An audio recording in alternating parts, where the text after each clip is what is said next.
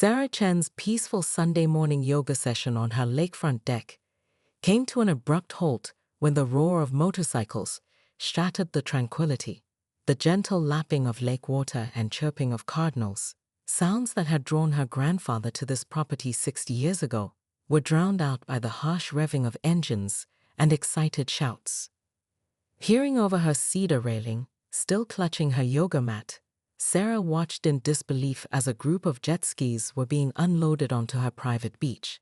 2 pickup trucks and a small crowd of people had somehow gotten through her property's side entrance, their wheels cutting fresh tracks into the manicured lawn her gardener Miguel had just tended yesterday. Children ran across her carefully maintained native plant garden, crushing the black-eyed Susans she'd planted in memory of her mother. "Excuse me," Sarah called out, her voice barely carrying over the chaos. She hurried down the deck stairs, bare feet against warm wood, her morning peace thoroughly shattered. A cooler-toting teenager warped right past her as if she were invisible. "This is private property." "Oh, you must be the Chen woman," a voice cut through the commotion. A woman in oversized Guxy sunglasses and a designer cover-up approached, designer sandals kicking up sand. "I'm Barbara Whitman, new social committee chair." She dismissively waved a piece of paper at Sarah. "The latest HOA newsletter. Check the new amenities section, honey. The lake access is now open to all Highland Woods residents. We're planning the most amazing summer calendar of events." Sarah's hands trembled as she read the newsletter. There in cheerful blue font was a casual announcement about the opening of her private property, land that her grandfather had purchased in 1962, long before Highland Woods was even conceived. The same beach where she'd learned to swim, where she'd scattered her father's ashes, where generations of her family had found peace away from the world. "This is a mistake," Sarah said firmly, her yoga-centered calm evaporating in the summer heat. "This property has never been." "Listen," Barbara interrupted, lowering her sunglasses, "Highland Woods is evolving. We're creating a real community here. Don't be difficult about this." She gestured to where her husband was already setting up a massive grill. "You're welcome to join our barbecue later. We're having veggie burgers." Sarah watched in helpless fury as more vehicles pulled up, more families unloaded their gear, more strangers made themselves at home on her land. Her grandfather's words echoed in her mind. "Protect this place, little dragon. Some things are worth fighting for." As she turned to head inside and make some calls, she caught Barbara stage whispering to another woman. "Can you believe she thought she could keep this beach all to herself? How selfish can you get?" That was the moment Sarah Chen decided, this means war. The following week's HOA meeting turned into a dramatic showdown.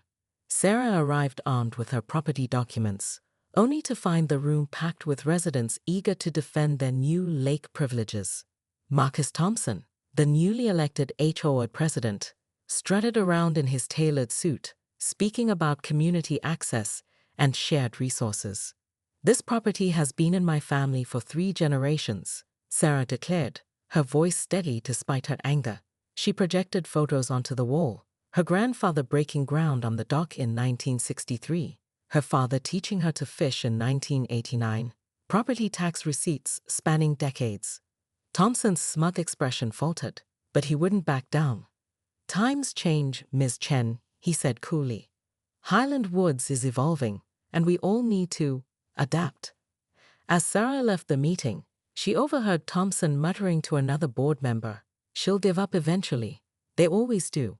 That was the moment Sarah decided to stop playing nice. Sarah's laptop became command central as she orchestrated her counterattack. Her first call was to James Martinez, a property lawyer who'd handled cases against overreaching HOAs before. "They picked the wrong property owner to mess with," he chuckled, reviewing her documentation. Together, they crafted a 3-pronged strategy. While Martinez handled the legal paperwork, Sarah installed security cameras and documented every trespasser. She created a detailed spreadsheet of violations, complete with timestamps and photos. The local police department, familiar with HOA overreach, added extra patrols to her area. But the masterstroke came when Sarah discovered that Thompson had personally authorized the newsletter announcement without board approval. a clear violation of HOA bylaws. Dawn broke over Lake Morrison as Sarah sipped her coffee, watching her plan unfold through her kitchen window. It was the annual Highland Woods Lake Festival, and right on cue, vehicles began pouring onto her property. She waited until the beach was full, jet skis launched, picnic blankets spread, children building sandcastles. At exactly 9:00 a.m., 3 tow trucks rolled in simultaneously.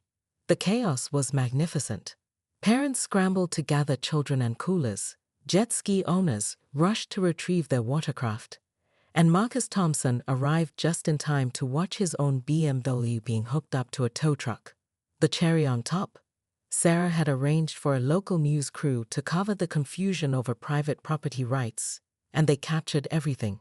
By evening, Thompson had resigned, the HOA was facing an emergency audit, and Sarah's property rights were officially acknowledged in an emergency board resolution. The icing on the cake?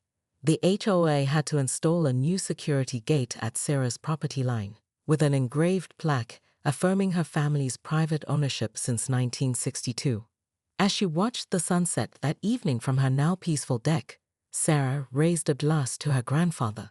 Some things were worth fighting for, and family legacy was definitely one of them.